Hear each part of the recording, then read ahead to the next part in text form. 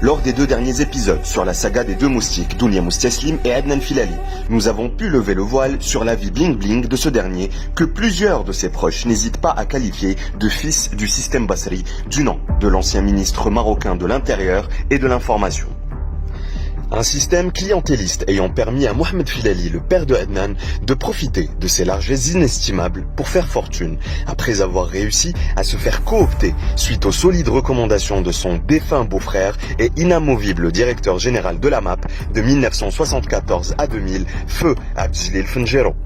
Vous avez pu découvrir que c'est grâce aux nombreuses subventions publiques et donc à l'argent du contribuable marocain dont arrosé indûment d'Alis Basri la presse jaune de caniveau, édité par le caricaturiste raté Mohamed Filali pour diffamer les hommes politiques et journalistes de l'opposition démocratique, que le cancre Adnan Filali, en échec scolaire, a pu trouver les fonds nécessaires pour démarrer au Maroc son business interlope d'importation de poupées gonflables, sextoys et smartphones contrefaits. Dans ce 3e épisode, nous allons vous raconter les circonstances dans lesquelles Adnan et sa femelle ont quitté leur pays natal pour immigrer à Hong Kong, avant de vous dévoiler dans quel but précis ils ont ciblé cette ancienne colonie britannique passée sous le contrôle de la Chine et qui est classée comme la 3e place financière mondiale. La vente en ligne m'a permis de gagner beaucoup d'argent au Maroc, de faire beaucoup d'argent, et m'a permis de venir sur Hong Kong, d'habiter sur Hong Kong, d'ouvrir des comptes, de faire une société, puis de m'installer en Chine, de pouvoir voyager partout dans le monde et d'être vraiment libre et de ne pas avoir de patron et d'être indépendant et de faire le chiffre d'affaires que je veux par mois, par semaine, par jour, alors qu'on gagnait énormément d'argent aussi au Maroc. On pouvait gagner dans les 5000 € par semaine, des fois par jour.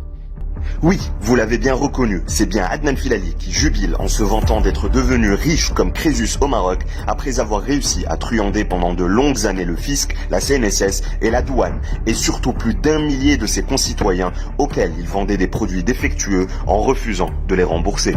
Il se réjouit d'avoir échappé aux nombreuses poursuites judiciaires qui pendaient à son nez, en parvenant in extremis à prendre la poudre d'escampette, lui et sa femme complice, en direction de la Chine, où il aspire un nouveau départ en y planquant, selon ses propres mots, l'argent sale engrangé dans son pays natal par ses multiples arnaques et escroqueries.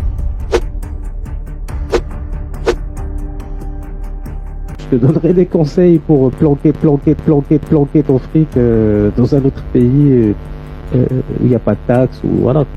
C'est donc après avoir vidé la dizaine de comptes bancaires qu'il détenait au Maroc et tout en étant muni d'un visa business, plus communément appelé en Chine Visa M, que ce moucheron Bac-3 débarque en novembre 2017 à Hong Kong pour y créer une société baptisée HKDN Limited Company avec un capital social de 10 000 $ hongkongais, soit un peu plus de 1 000 €, tout en fanfaronnant qu'il possède de nombreuses autres sociétés à l'étranger gérées à distance.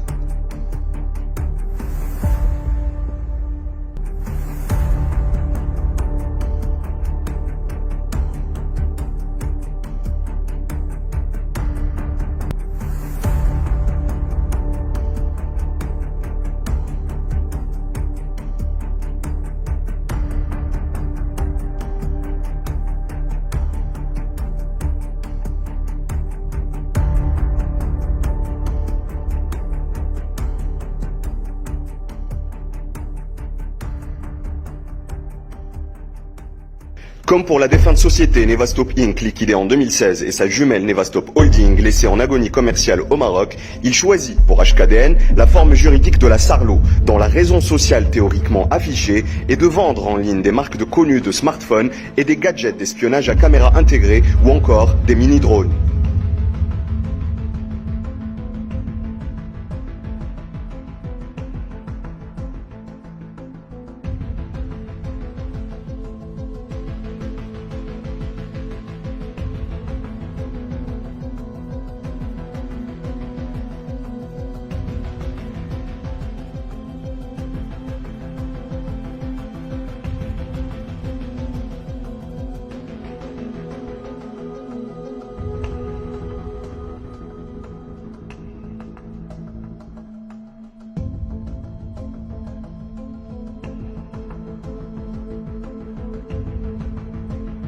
Tous ces produits sont fabriqués à Shenzhen, un port de pêche devenu en l'espace de 40 ans la Silicon Valley chinoise de l'innovation technologique et la fabrication des produits électroniques, et qui est aussi connu pour être l'un des plus grands hubs mondiaux du smartphone qui se trouve à moins de 20 minutes en train de Hong Kong. On notera bizarrement que le régime juridique choisi par Adnan pour sa société exclut de facto sa biquette Dunia Musteslim, à l'égard de laquelle il n'a aucun scrupule à exprimer publiquement sa grande méfiance. J'aime avoir le contrôle sur mon business. Voilà, c'est ça le business. Il faut avoir son contrôle. Si t'as pas le contrôle, t'es mort. Ça, c'est certain. Donc, il faut jamais s'associer en business. Ça, c'est aussi un conseil que je peux vous donner. Ne jamais vous associer à quiconque, à personne. Ne faites confiance à personne. Ni à votre père, ni à votre mère, ni à votre femme, ni à votre tronc, ni à personne. Un business, ça se gère seul.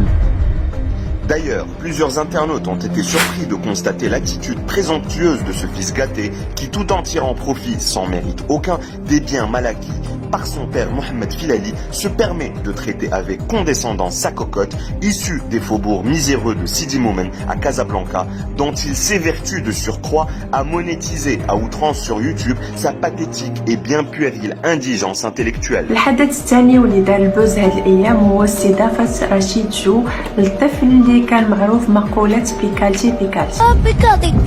حياتك واش هذا الطفل اللي دار البوز شحال هادي بهاد المقولة ديال بيكالتي صادفوا رشيد جو في هاد الجمعة الأخير صادفوا عفوا في برنامج. Nous aurons assurément l'occasion de revenir sur ce sujet palpitant dans une prochaine vidéo, mais pour l'heure, attelons-nous à cerner la véritable raison pour laquelle le moucheron Adnan a jeté son dévolu sur Hong Kong, réputé pour l'être l'un des derniers bastions mondiaux où le secret bancaire est encore protégé de manière effective. La réponse est dans la question, direz-vous, sachant que l'intéressé ne cesse de ressasser sur les réseaux sociaux qu'il possède plusieurs comptes bancaires hors Chine, n'ayant absolument rien à voir avec les activités qu'il souhaite développer dans ce pays.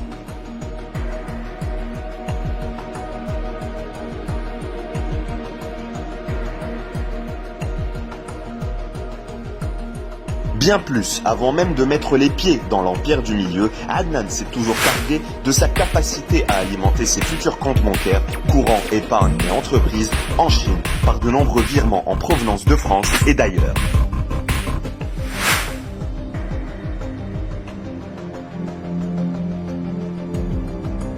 Quid alors de l'origine et de la légalité de ces fonds injectés à Hong Kong par le moustique Adnan? S'agit-il de revenus licites ou de fonds occultes comme ceux générés par cette énigmatique société Nevastop Holding? Non pas la coquille vide enregistrée au Maroc, mais l'entreprise éponyme découverte dans l'épisode précédent qui est répertoriée à ce jour par le site américain Dun & Bradstreet comme réalisant un chiffre d'affaires annuel de près de 9 millions de dollars dans la production cinématographique et audiovisuelle. C'est justement pour ne pas être contraint de s'expliquer devant les autorités chinoises sur ces questions fort embarrassantes que le moustique Adnan choisit d'ouvrir le compte de la société HKDN dans une start-up de la fintech hongkongaise très loin du regard inquisiteur des banques traditionnelles où les procédures de contrôle sur le blanchiment des capitaux, la cybercriminalité et le financement du terrorisme sont aussi strictes qu'infaillibles. Il opte donc pour la banque digitale et mobile NIT-HK, où il parvient en quelques clics à ouvrir le compte de son entreprise, sans même avoir à se présenter physiquement pour s'identifier, ou à communiquer son adresse, ou à justifier ses revenus, ou encore à garantir l'existence d'une activité commerciale dans son pays d'origine. Mieux encore, la néobanque NIT-HK offre à Adnan l'avantage de disposer d'un compte multidevises, euros, dollars US, livres sterling et dollars hongkongais. Désormais, le directeur de HKDN peut, dans une opacité totale, stocker, envoyer et recevoir des fonds partout dans le monde, sachant que NIT s'intègre facilement à de nombreuses plateformes en ligne telles Stripe, PayPal, Shopify ou encore Amazon et autorise un volume de transactions plafonné à 1 250 000 dollars américains par mois. Mais pourquoi donc Adnan déploie-t-il autant de combines pour invisibiliser et rendre intraçables ces fonds censés pourtant émaner d'activités commerciales légales? C'est pour répondre à cette question ardue que notre équipe d'investigation est entrée en contact avec des expatriés francophones installés de longue date à Hong Kong et opérant comme Adnan dans la vente en ligne, lesquels ont accepté de témoigner sur toute l'étendue des fraudes qui découlent des diverses activités de la société HKDN, et ce, à telle enseigne ont-ils tenu à souligner que son fondateur se trouve désormais sur le grill de la justice, notamment aux États-Unis et en France, où il ne peut plus se rendre sous peine d'y être arrêté illico presto. Ce sont justement ces témoignages aussi probants qu'inédits que nous allons vous révéler en détail dans notre 4e épisode, un épisode qui sonne d'ores et déjà comme le crépuscule des Bonnie and Clyde Filali dans l'Empire Céleste.